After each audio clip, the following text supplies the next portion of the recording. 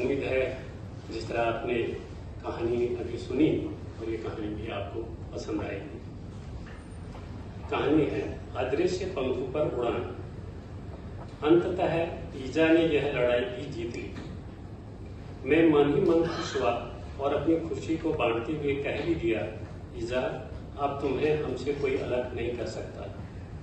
मेरा ऐसा कहते ही ईजा को खुश होना था, वह खुश नहीं दिखी। एकाएक उसके चेहरे का रंग फीका पड़ गया, बरौनियों पर आंसू उलझ गए। चेहरे की उदासी देख मैंने जिज्ञासा से पूछा, क्या हुआ ईजा? तुम्हें खुश होना चाहिए, अपने नाती पोते पोतियों से भरे पूरे परिवार में फिर से लौट आई। ईजा ने मेरी इस बात पर भी कुछ नहीं कहा और न हमेशा की तरह मुस्कुराई।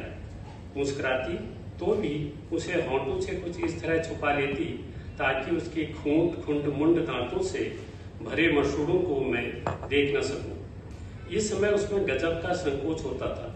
वैसे ईजा जीवन में कभी नहीं खुली, न छोटों से न बूढ़ों से, और हम उम्र भी उसके संकोची स्वभाव के किस्से गढ़ते रहते थे, घर में और बाहर भी। किंतु इस समय वैसा संकोच भी मुझे नहीं दिखा। ईजा की भंगिमा को देखकर मेरा मन अशांत और कुछ कुछ विचलित होने जैसा लगने लगा। आश्चर्य, यह बरसात की रुत नहीं थी। रिमझिम से कोई बूंद छिटक कर बरौनियों पर चली आई हो, ऐसा भी नहीं था। मैंने आसमान की तरफ दूर तक निहारा, सुदूर क्षितिज तक में कहीं काले बादल का जीला भी नहीं था।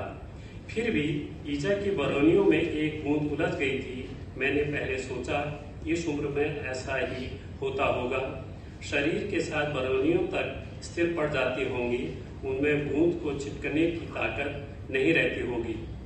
दूसरे पर लगा, हो सकता है ईजा का मन भारी हो, उसका जी उचाट हो। उचाट पर मैं किसी से मन बांटने को भी नहीं करता, इसलिए मेरे बार बार पूछने पर भी वह कुछ नहीं बोल रही होगी।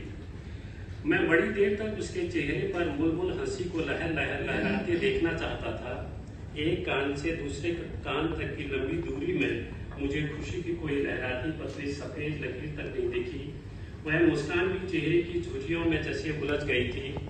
ईजा का झुर्रियों से भरा चेहरा देखना मुझे अच्छा लगता था, उसका बुढ़ापा अच्छा लगता था।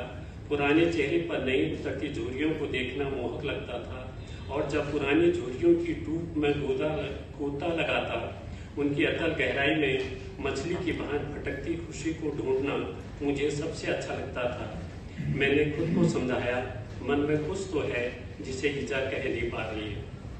मैंने भारी कंठ से पूछ भी लिया, ईजा कहो ना, मैं ठीक हूँ, मुझे क्या हुआ है? अभी तक कुछ हुआ होता तो उसे बता देती, उसके होने का सभी को पता चल जाता।